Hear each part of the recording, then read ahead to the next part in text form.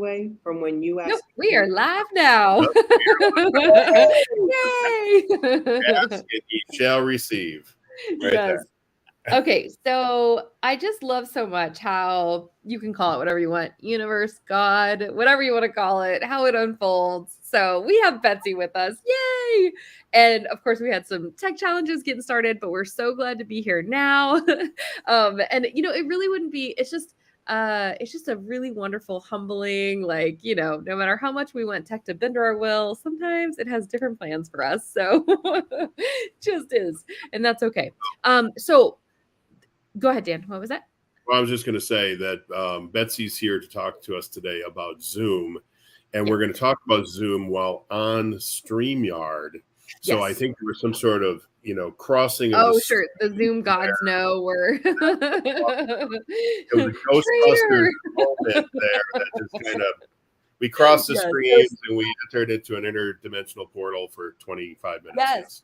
Which is okay. So I'm so looking forward to this because I definitely have some questions around anybody who is starting. And we have a couple people, especially in our Geek Out Academy group, right, who are starting to get into that realm of Zoom took us over by storm with COVID. So everybody and their mother kind of understands Zoom now, or they don't understand it, but they know that it exists and it's a thing. And like we have a Zoom meeting, right?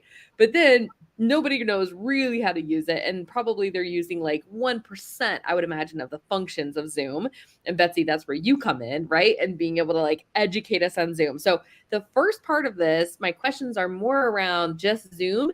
And then the second part, I actually want to kind of also bridge the gap to those of us in the marketing world who are trying to leverage both Zoom and streaming and the challenge of that. So let's start at the beginning of, Betsy, you are a Zoom expert. I know that is not like the official title. You have a much better title than that, but you are known for your Zoom expertise. And I would love so much to learn from you just in terms of like big picture. What do people normally come to you for? Like what's their biggest first pain point? And how does that first start in terms of the conversation? Yeah, I would say, and welcome. Hi, everybody. I'm so happy to be here. We talked about this probably, I think Susan and I talked about this back in March when I visited Boise for the first time. So yes, I would say for the most part, the most common question I get is the word webinar. Because prior to COVID, I would say for the most part, when we heard about, I'm going to go take a webinar, I'm going to go, I have a webinar. It was this thing on the internet that you attended. It wasn't connected to Zoom. So when you out there, if you're launching or you're thinking about, getting online or getting more exposure, and you're saying, well, I'm going to host a webinar, when in Zoom terms, there's a distinct difference. So when you host a webinar, the webinar feature inside Zoom, that's a different add-on. It's a different feature. It's when, if you've been in somebody else's, where a lot of Russells are like this, where you show up, you're not on camera, you have access to Q&A, you have access to chat, and you are literally an attendee, and you don't really get that live connection with the host. So as the host, when you would like to present yourself, your business, get more exposure, if you want a more engaging experience, then you should go for the Zoom meeting. And the good news is that's the one that you get automatically, even with a free account. You get a Zoom meeting. And that's when everybody's on camera. Everybody is able to be mic'd and unmic'd. And there's a lot of engagement that can go back and forth. There's also a chat, as well as you can see everybody's that's in the participants list. So I would say for the most part, that's usually the first question I get asked, because people get introduced to webinar and they don't understand, how can I get that one versus that one? Yeah. And when you're saying webinar, just because that has such a loaded term in our world, right? You're specifically meaning there is Zoom meeting and then Zoom webinar. And these are the two products of Zoom. Yeah, meeting is supposed to simulate as if we were all sitting around a table in a room and I could see you right across the table in person. So when you do a Zoom meeting virtually, you're actually simulating that feeling. And you can see each other, you can hear each other, you can turn your camera off, turn your camera on, you can turn your mic off, turn your mic on, and everybody's able to engage in that conversation. And as the person leading that meeting, then the next question I get asked is, how can I keep people engaged in that virtual setting? Usually if I'm sitting right across the table from you, it's a much different feeling than if we're in these little boxes on the screen, or little, and that's when it leads to next. How can I keep them engaged? How can I get over this, what we've come known to Zoom fatigue? People get very fatigued by Zoom calls all day. I personally don't get fatigued by them. I actually prefer, and instead of picking up the phone and talking to you, I would rather see you like this. So, and then there are lots of features people don't know about in terms of running polls and an informal poll. You can have a breakout room, put people in smaller meeting rooms to have icebreaker conversations, and you can gather the information from that. You can show them a presentation all at the same time, and they're all in different rooms. So, yeah. Okay. Two things. First of all, I love that just like wealth of knowledge that just like came out of your mouth is so classic Geek. And I love it because you just like said a treasure trove of amazing features that people are like, wait, what? Right. So we're going to dive into that in a second. Before we go there though, I have to, and this is just my total bias, right? And Betsy, I think you and I are of a similar background and a similar understanding of the world. And so I think you're going to appreciate this. So when Zoom took the world over during COVID, right? And that it is now akin to Kleenex, right? There's a lot of other tissues in the world, but when we think of a tissue, we think of Kleenex, right? When we think of online face-to-face meetings, we think of Zoom. It is now like the category king. It is the winner in this space. But when it became the winner, I really saw it as a win for customer experience. And the reason is because it was the easiest to use. So back in the day, I remember in my corporate days, right, there was Bluehost, there was like Blue Jeans. There was, like,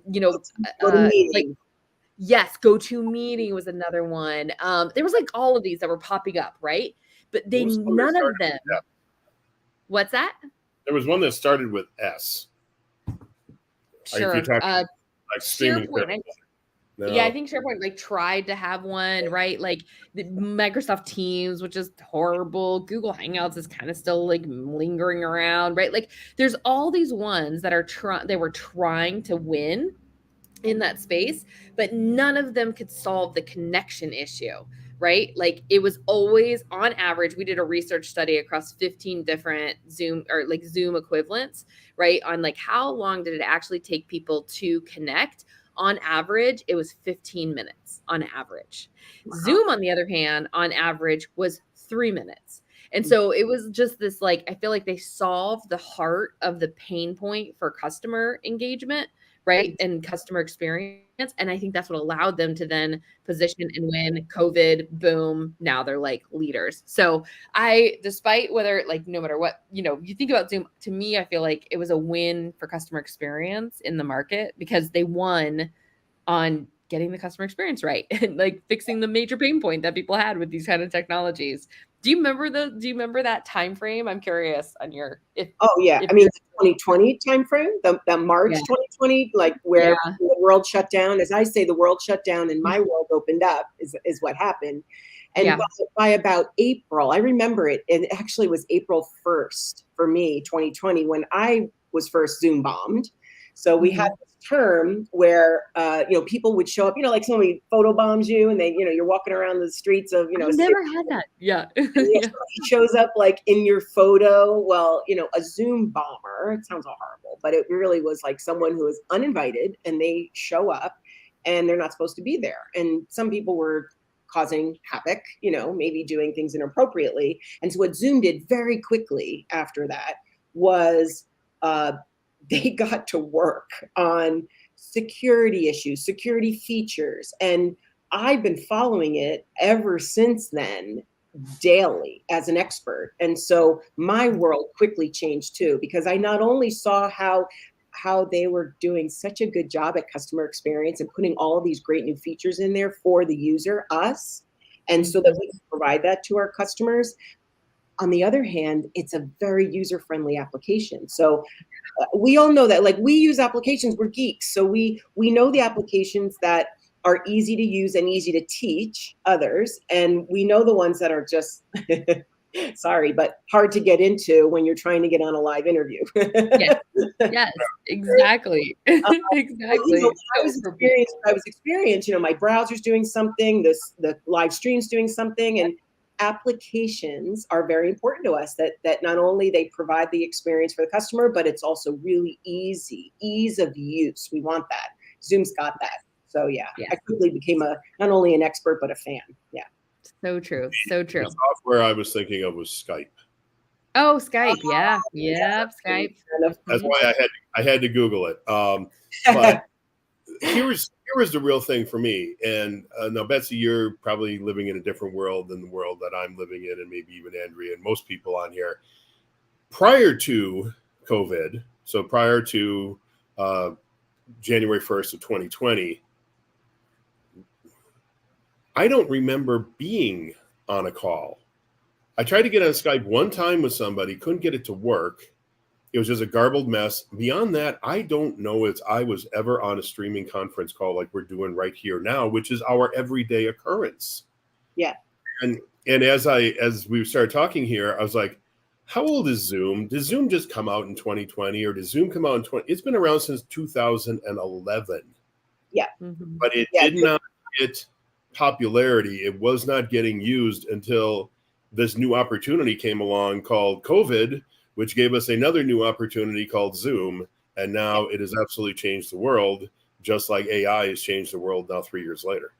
Yeah. Yeah. I had clients. I mean, I've been in the world of technology education for 36 years. So when it came time that it was fall of 2019, I had clients. I mean, I was on the East Coast at that time, and I had clients, in-person clients. Remember that? We used to do that. I have in-person, clients I was helping, and they were using Zoom. They needed to either have meetings, virtual meetings, and so that's actually how I came to really be called upon once the world shut down as a Zoom expert, because I had people in my circle who knew that I knew it. So what year did you say that was? What's that? What year did you say you were first using Zoom? 2019. Yeah. I mean, it was, but if anybody was in corporate. But yeah, you're right. There were people I met in 2019 who had been using it for 5-6 years before that. Yeah. And you are right about the 9 years prior to COVID that it wasn't created in 2020. It had been around before then, but it definitely is a tool that we needed to utilize heavily. I mean, right? Heavily during the shutdown. Yeah. Well, anybody in corporate, right? That's why all these tools were coming about, right? Because we were all meeting virtually in corporate world, right? And it was every meeting could have been a different one of these technologies. You never knew what you were going to get into, right? Because every company had a different preference, and there was no clear market winner. It wasn't until Zoom fixed the connectivity issue, COVID hit. Now Zoom is a market leader, and they're akin to, we think they're the only ones that really do it, And they did. So really before 2020, the only people who were using it were people in corporate America, like you guys. And then once COVID hit, now everybody's using it. I mean, people are probably using it to call their grandkids. I mean, why not? Yeah. You were right. You're not every maybe public school district or private school district was using it. Some of them were heavily relying on their Teams subscription because they had that Microsoft Office, across the board. So software wise, some of them stayed with Teams. Universities, I know that my son graduated from university in 2021, and there was like an award ceremony, and it wasn't in person, and it was on Teams. So that's how we attended it. So there, and that's still to this day, there are people who come to me for any kind of technology training, and they'll ask me for Google Meets, Microsoft Teams, because their corporation is relying on that. And hands down, I mean, I can't sway their corporation always in the first couple of days. However, I can easily show them how much easier it is to use and get on and connect with Zoom than it is with any of the others. And by far, Zoom sets itself apart from the rest because of that breakout room feature. That's it. You want to be able to have an engaging meeting and do something really, up level your virtual experience. you're going to go with Zoom and you're going to learn breakout rooms because you can do so much with it and have. You got to go into more details, Betsy, because you're like high level, amazing features, but give us more details and feel free to demo or show anything. Before you go there, and it's a security question. Yeah. So most companies are going to be using something like a Microsoft product or whatever not, and it's going to be on their servers. They're going to be secured and all that. If you're having a meeting, is Zoom as secure as some of these other networks? Now, I said Microsoft, which we know that's some of the buggiest garbage on the planet, but is Zoom more or less secure than some other systems out there? Oh, less secure? No, is it more or less? I mean, or no difference? I haven't done the studies to really know for sure, in terms of, where you're going to be more secure. Where you're going to be more secure, even outside of video conferencing, is always a matter of what's your connectivity, what's your operating system. I mean, I think there's a lot of other factors. However, Zoom has so many of those security levels in place to make sure that your data transfer is secure. You're actually alerted in a meeting if someone is attending on a mobile device, because when they're on mobile, as opposed to the desktop application, it's not as secure. So you have a little symbol on your screen. It goes from green to amber color, just so that there's a participant in the meeting that is not attending via either Mac operating system or Windows. When you're on the mobile app, it's different, especially if you call in. You call into a Zoom meeting, not as secure at all in terms of data transfer. Yeah. But I didn't find, and then we'll go on to the features, because, us being in this entrepreneurial space, I don't think we have to worry about that stuff. But in corporate world, people use Zoom all the time. Like, they don't have their proprietary systems anymore. They just use Zoom because it is easy. Yeah. And you know what? Also, you just made me think of something. Zoom also sets us apart from the corporations, in that you and I, Dan and Andrea, if the three of us got on my Zoom meeting, you're considered external users to my account, because I have a Zoom account, you have a Zoom account, Dan has a Zoom account. So we're seen as external users, as opposed to if I had, my PC Mac Technology user account and we were all users on it, then we're all part of my corporation. So Zoom has that as well, has multi-users account. So those accounts are going to have a little different level of security than ours, because we're external. Oh, yeah, sure. That makes sense. That's another piece. It's very much like if you're in like Google Workspace. If you have Google Workspace, the paid one talks that way too. Are you sending that email to somebody outside of your corporation? So yeah, very much. Data transfer in the cloud, platform arena, I think it's similar to that. Yeah. That makes sense. Okay, now get into the cool features. So, yes. and just for awareness, so what is the cutoff again for was it 50 people that you can get in a Google Meet, and then you have to get into a webinar type of thing? Is that the break point? Okay, so in a free account, so not a Google Meet, but a Zoom meeting, in a free account, a free Zoom account. So you today, for those who are watching, if you don't have a Zoom account yet, you've just been attending, and as a participant, you've never had to host anything, but now you're in the geek world, and you're like, okay, now I'm going to get my product, I'm going to get my membership, and I'm going to start hosting meetings.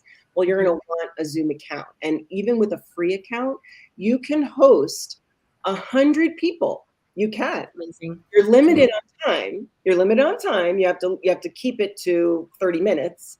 But hey, you could do a 30-minute freebie if you wanted to for free, and you could get 100 people in there. Okay.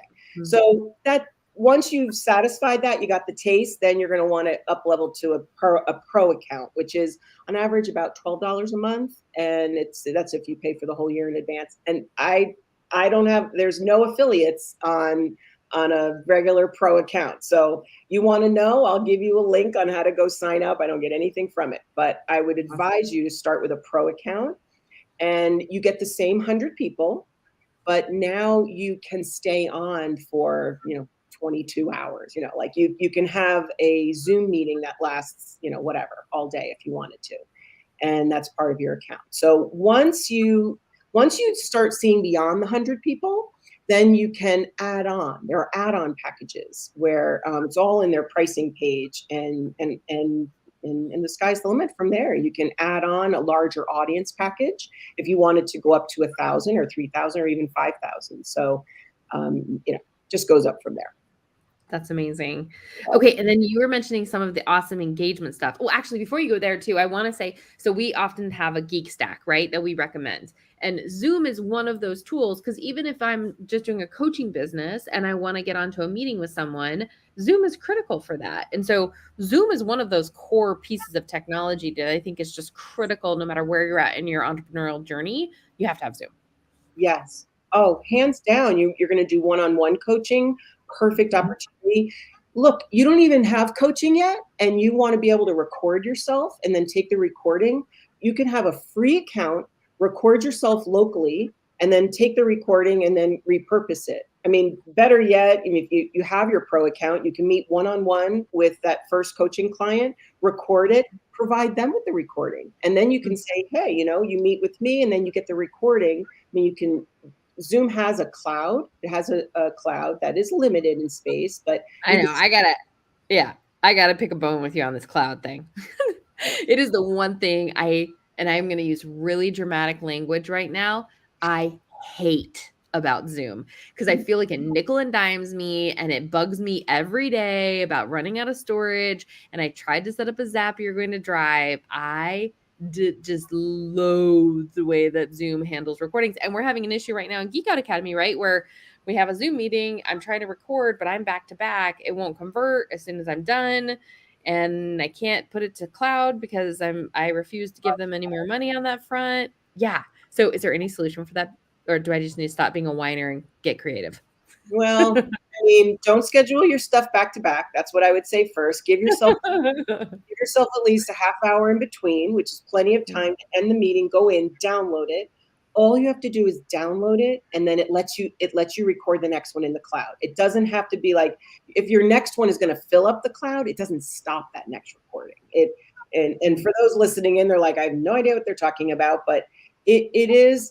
They did tighten up that area of cloud space, and their cloud space is not cheap. So I do download the recordings, and then I put them up either in I use a platform, your funnels. You can put it in if it's going to be something that they're going to be referring to. Put it in your Vimeo, and then link to it. So you can even put it in your Vimeo, make it private, and link to it, and then delete it out of your Zoom cloud, and then it'll let you record the next one. Because I do recommend that you record to the cloud, because it lets you record what we call speaker view, which is just the recording is just me as you're seeing me here, centered on the camera. You automatically get another MP4 file, which is my shared screen. So, and my voice. So my voice behind it. So that's perfect for repurposing. If I want to make, something for social media. And then you also get the audio file. So what I've done in Zoom is I've made my own B-roll. I mean, I have the B-roll, and then I take the B-roll and I record my voice in Zoom, and then I take the audio file and I put those together in something like Canva, and make a great highlights reel if you want. Very easy to do. So anyway, I would stay with what you're doing. I know if it really bugs you, you might just have to up it to a level in the cloud that of gigabytes that it doesn't keep bugging you that it's full. And then you can just download it when your meetings are over that day. So I know. Yeah. You're like, yeah, right. Whatever. I know. I'm going to have to figure out something. I tried to use a Zapier, you know what I mean? To like send it to Drive, but then it won't delete from Zoom. Yeah. I know what you're experiencing. It's just a matter of, hey, you have a team. You could also use different Zoom accounts if you wanted to. You could procedurally work it out that way. Go in your account and then go in Andrea's account and then go in Dan's account, and everybody's cloud is empty. And then you can record, you just start the next meeting in theirs, or they host it. So yeah. I know.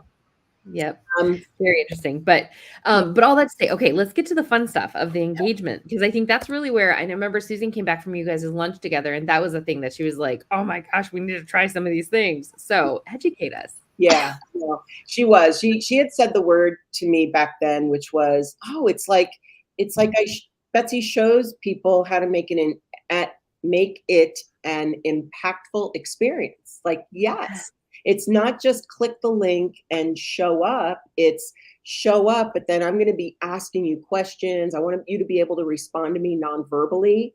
And since we're not in Zoom right now, I can't demonstrate it. I mean, I would love to, invite everybody to come into one of my Zooms, and I'll demonstrate it there. I mean, I would love to do that. Love to do that. Yeah, I would. Yes, please. Let's do that. And maybe if we want to use even our, we have Geek camps every Thursday. We could even use one of those times to do that. I think that'd be awesome, Betsy. Yeah. I mean, I guess, then anybody leave a comment if that's something that interests you, because sometimes you really have to see it in action in order to know. You have to be there. You have to experience it. But what I do want to show you is the settings. And so to share my screen here.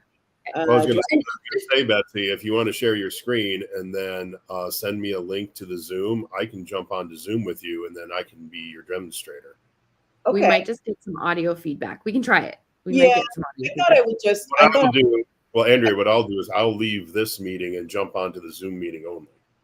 I thought I would do is it's a good educational piece to show everybody your Zoom settings, because before you even go live, and I can talk about the engaging feature by showing you the settings, because little do you know, when you show up in your Zoom meeting, if you haven't turned on the setting for that engaging feature that I'm talking about today, you won't have access to it.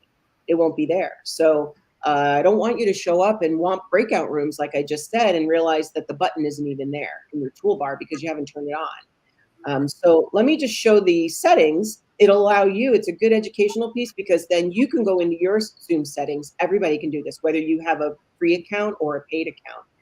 And so in my StreamYard here, to do that, I'm going to go to present.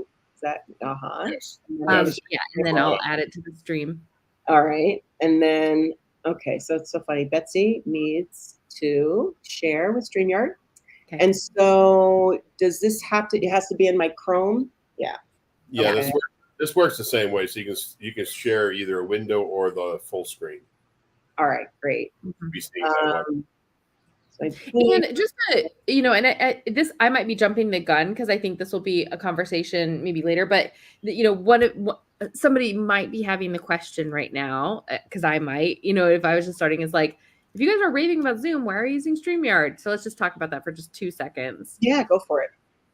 The reason we use StreamYard is because Zoom reached a limitation where you could only stream into one place. So we had to choose. We could either go to YouTube or to our Facebook group. But in the GeekOut strategy, right, it's really important for us to stream live into YouTube, into Dan's group, into our group, and sometimes even onto our business page or some other group. And so we needed a multi-stream solution, and that's why we went to StreamYard. Plus the storage thing with Zoom was driving me nuts. So that's why we went to StreamYard. In addition, also when we're doing like events, right, we can do like a countdown and a cool fun banner, and we can like show comments from the audience, and right. So these were all reasons why we went to StreamYard for this purpose. We still heavily use Zoom in our agency and with clients and all that good stuff, but that was one of the reasons that we, went to StreamYard. But. Yeah, and that's really good to interject for people, because there are so many tools out there, right? And as a Mac user, other Mac users might say, why aren't you using Ecamm? Like, well, yeah. You could use Ecamm. It's different. Yeah. It's a different level of what you're trying to accomplish. I use pure Zoom pretty much because I teach it. So I stay in the pure Zoom arena, but I work with a lot of people who produce shows, and actually they have multiple guests. And if that's where you're going, eventually you may want to try one of these add-on third-party applications. Yeah, like StreamYard. So I was going to say, though, with Zoom, you are not limited to just one stream if you integrate it with something like Restream, or I always forget the name of the other one, as you probably know, Betsy. There's two main softwares that you can integrate it with, where you can then stream out to up to like 5 or 6 different channels. Yeah, you can even, if you know how to use the code, you can say you want to use a third-party streaming service and just connect it that way. I teach the way to stream right from pure native Zoom. So there is a menu option for those of you out there who are like, oh my gosh, I got to learn another piece of application. No, you can just learn Zoom. You can go right to your menu. You can say you want to live stream to Facebook. And that's a great way to get started if you've never live streamed before. So you can go in your own Zoom, maybe invite in a guest, like if you want to interview Dan or interview Andrea, let's say, and then you want to live stream to your Facebook group or your business page on Facebook, that's built in right to Zoom. So you just click the link, your browser comes up, you connect to your Facebook account, and off you go. So it's a great way to take that 100 people I told you earlier and blow it up to 1 million. Because if you go live to Facebook, guess what? Your audience is practically endless, right?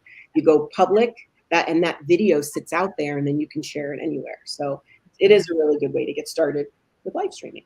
So absolutely. Absolutely. Okay. I'm going to go ahead and add you to the stream. All righty. All right. Now, if I have, how do I switch it to a different tab? I have in my browser. You're going to have to guide me. Do I have to share screen again? You have to share the entire screen. Oh, okay. Yeah, that'd be the easiest. Just share your entire screen. All right, hold on. So I'm going to stop that one. Right. Now, this is like a StreamYard lesson. Betsy. Okay. So, I was on tab. Okay, I gotcha. See that? See that, people? I always like to show that, like, it's not you, it's the computer, guys. It's the applications and it's the computer. Once you figure it out, then you just try it again. That's all. All right. So now I've got the entire screen. That should do it. Let me add that to stream. Yeah. Okay, oh, beautiful. So what I've done here, or where I am and where you want to go, is to zoom.us. And when you get to zoom.us, you want to sign in to your account. So you want to know what your account login credentials are. And then down the left-hand sidebar here, it's really where I'm going to guide you because you need to do an assessment. That's where I would have you go first. Before you even go live, you have to make sure that you have the settings on. And in here, what Zoom does, it really gives you all of these different settings for different categories. And the categories are broken down into security, for instance. I'm just going to highlight maybe some of the really good features that I wouldn't want you to miss. And the first one in security is the waiting room. When you send out that link and you send out the invites, you have people coming to your event, you can turn on what's called the waiting room. And the waiting room, you may have attended other people's Zooms and seen that when you show up, you get the Zoom logo, you say the host is notified, they've been notified that you're here and please wait. So you either get the Zoom logo with a text message, or my favorite is when you customize the waiting room, you can actually put in a video. So this is where I've made that highlights reel that I talked about, and it plays actually in my Zoom waiting room. And so when people are coming to my Zoom event, they're seeing this reel and they're hearing my voice. There's voiceover and it's talking about my Master Tech Club. So what better way? I have a collective audience. They're sitting there waiting for my event to start, and they're seeing either services that I provide, upcoming events, and sometimes you can even do a trivia in here because you can have them listen in, participate. There's a chat. Yeah. So you can put video in your waiting room. So that's definitely one in the security area that I would put on your list. Okay. The other really engaging type of feature really has to do with when you schedule out a meeting. It's not really engaging, but when people come in, when they're attending your meeting, you want to make sure that either if you're going to be there, some people don't know this, but you don't have to be there in your Zoom meeting. You can actually host a meeting without being there. And that feature is called allow participants to join before host. So let's say, for instance, like in the GeekOut, like in the Academy, Andrea, you want to be able to provide Academy members, paying members, with an area that they could meet without you being there. That would really help you. We're all working together, maybe on a project or something that you've worked on with us. You could set up your Zoom meeting. You could say, allow participants to join before host, and then just provide the link, and then they can go in as sort of a workspace that's open to them without you being there. Pretty cool. So a lot of hosts love this idea because, first of all, it's an added service to maybe their membership. They could say, hey, we meet live. That's where the master class is. I'm going to teach you maybe every Monday. And then, every Friday I have office hours. So I'm just going to open up the room and you guys can come in and have sort of co-working session. And so that's in here. But if you don't set it up in your settings, you won't have that capability when the meeting starts. Some of the other features, and again, these are all in your settings in your Zoom account. And I know I'm going through this pretty quick, but one of them is the chat. Now, if you've been in a webinar before, your chat is pretty straightforward in that you ask questions, and there's even a Q&A where you're told whether your question has been answered or not, if it's going to be answered on live, or they answer you right there. In a meeting, though, you get the chat experience, and the chat experience lets you, you set up these different types of features. For instance, you can let people take screenshots in the chat. You can have them use different font colors. So if you have a meeting where you're going to do some sort of activity, like I play Jeopardy, I play a form of the Jeopardy game as an engaging feature.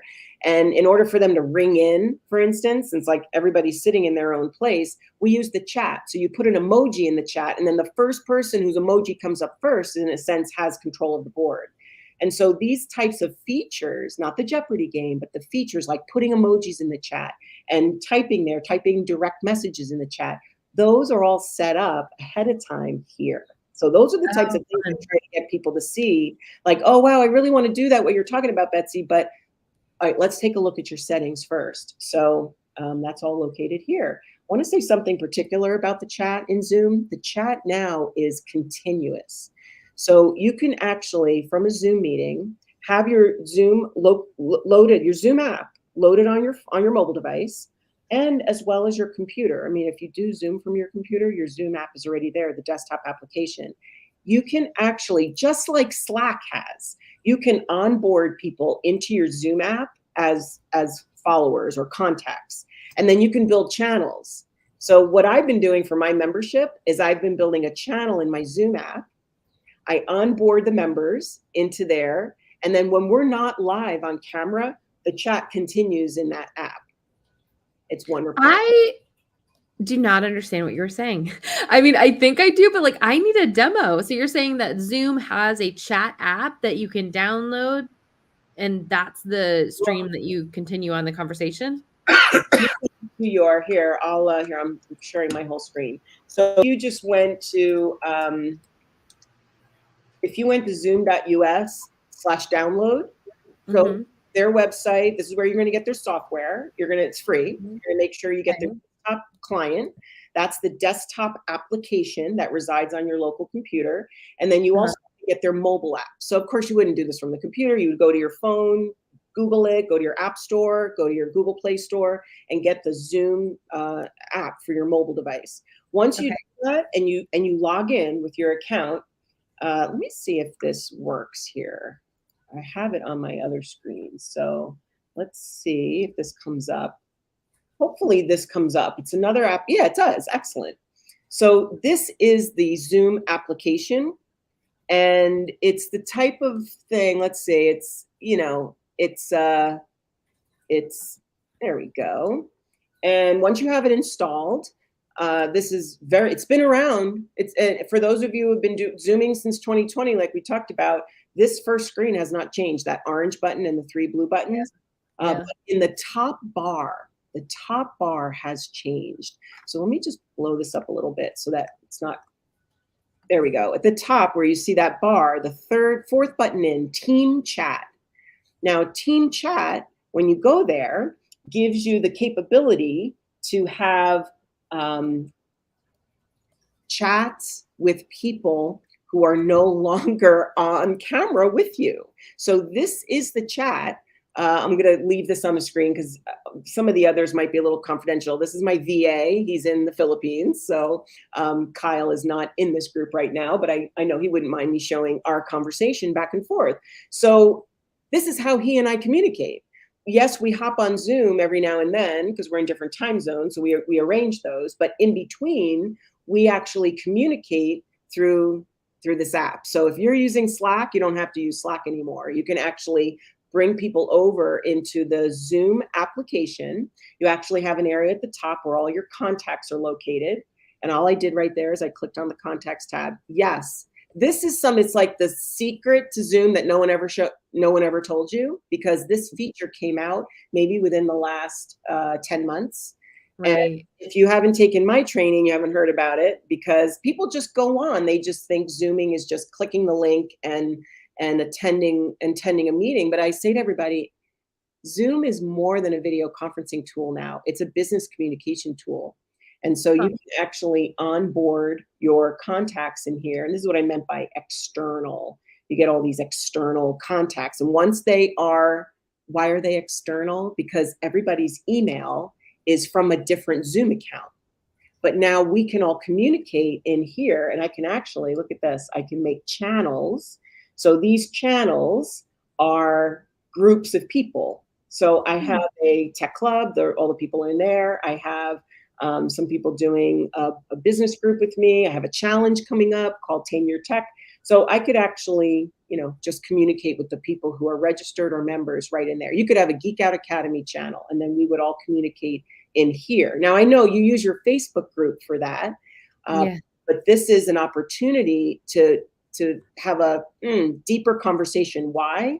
Because when you chat in here, you actually have the ability I can leave him a video message, an audio message. I can leave him screenshots of him or her or anybody that I'm chatting with. But there you go. That's the chat experience. Well, a couple of things I will say here is I've seen this box pop up 100 times. I've never looked at it. I always I just click on the X and get rid of it. Yeah. Because I'm like, I thought all it was telling me is, oh, hey, they know that you're in the waiting room. Just sit down and shut up. Right. That's what I thought it was used for. But my other question would be I got people in here and I'm chatting with them or something. How are they notified? So here, like if I were to onboard you here, I call it onboarding because you and I would have to connect. So like on this live that we're on right now, do you want to provide me with your email and I would connect with you? Dan, you want me to do that? Not any email that I'd want to give out to the public. No. Dan, that's a sensitive topic for him. So if you hypothetically were to connect with me in here, and we'll do it later. Just put in dantest@gmail.com. That's the one I use all the time. I Dan feel sorry for whoever is named Dan Test. But if you see here, don't miss it out before I go beyond there. All I've done is I've clicked on that little plus sign, and then it allows me to invite a Zoom contact. So now this does have to be the person's Zoom account email. That's important. So if you have people who have multiple Zoom accounts, not necessarily multiple emails. I know a lot of people have multiple emails, but let's just say it was that dantest@gmail.com, just for the sake of what I'm demonstrating here. You would put in their Zoom account email, and when you click invite, it would sit pending on my end until that person accepted it. And yes, you would get an email that said, Betsy Coyne is trying to connect with you on Zoom, yada, yada, yada. Usually when I'm doing this, I'm either on the phone with them or I'm on Zoom with them, and they get a notification right away in their Zoom application. So you're communicating then with your VA, and you put a message in there to your VA. Now, assuming he's a good VA, he's probably checking it 400 times a day. But somebody like me, you send me a message in Zoom. I'm not going to go into Zoom to look for it. So does it send me an email to let me know that you just messaged me inside of Zoom? Well, what you and I would do, Dan, is if we knew that we were communicating via that app, just like we knew that I'm going to be texting you, Dan, over the next period of time, or I'm going to be emailing you. If you and I knew that we'd be communicating through Zoom, then there is a way you can turn on notifications so that anything I do on the computer is synchronized with my mobile device. So I'll hear an audible sound during the day, and I'll know that a notification has come in, and that's when I know to check and see what my VA has said to me. Okay, so because you have the Zoom application on your computer, it notifies you through that Zoom application. That's correct. Same thing on your cell phone. I have to be logged in. You are allowed to be logged in to the same Zoom account on your computer and on your mobile device. You cannot be logged in to your Zoom account on 2 computers at the same time. It will log you off of one. Yeah. Got it. Okay. Awesome. Well, as always, Betsy, I'm sure we could like talk forever more, but we have a workshop and we have people waiting in the wings. So can you please tell us A, about your challenge, and B, let's definitely coordinate on the time when you can run a Zoom meeting and just further educate us on all the amazingness of how to drive engagement in a Zoom call, because I think that would be fantastic. Yes. Thank you so much for giving me the opportunity. Yes. On July 10th. So in just about 10 days from now, I have, let me see here. I'm sharing my entire screen. There it is. So I am hosting a free 4-day challenge called Tame Your Tech. And during this challenge, I'm going to go through each of the 4 days is a different piece. So the first day is grab control of Zoom. So if what we did today just totally excited you and you're like, oh my gosh, I've got to learn more from Betsy. Day 1 is the top 10 new must-know Zoom features. So you got to come, you can't miss out. And then I move on from there to clearing that digital clutter. Everybody always says to me, I know I saved it, but where did it go? And, they're like, oh, my computer's full or my cloud is full. And so I'm going to go through and give you ways to optimize. Day 3 is more optimization with your Google business profile. So if you are not currently utilizing what comes with your free Google account, and that's a way to put your business out there really for free through your profile, I'm going to show how to do that. And then on day 4, it's the magic of Canva. So we wave the wand and just like Dan mentioned earlier with AI and ChatGPT, well, Canva, a graphic design platform, if you're not using it already, out of Australia. It's fantastic, and there's a lot of different magic features. So that is starting up on July 10th. It's free to attend. And if I may do so, I'll share the link. And please do. Yeah, thank you so much. Amazing. Yes, please share the link. And then again, we will coordinate on that time to do the magic Zoom session with Betsy. And so July 10th, join the challenge. Amazing. Thank you so much, Betsy, for A, just bearing through all the tech stuff initially, and B, just sharing your wisdom and your geekiness with us. We always just appreciate. I love that you have just come across my radar in the last, it was October. It was when I did the challenge, your first funnel challenge back in October, and then I joined. So I'm just so grateful that I know you guys. Really, oh my gosh. Love everything you do. Likewise. Hey, and kudos to the funnel too. It's looking really good. Thank you. It's you know what? I know what everybody's going through. Even though I'm tech, I know what it means to have to really stay at it every day. Stay at it every day. Yes. Yep. So true. Thank you. True. Amazing. Cool. Well, thank you so much, Betsy. Thank you all to join. Go check Betsy out. Become Zoom experts. It's critical in your entrepreneurial business and suite if you really are serious about connecting with people and just learn more about those engaging ways. And I'm looking for the challenge. So thank you all so much. Have a great Friday. We'll jump over to the workshop here in just a second. Bye. Bye.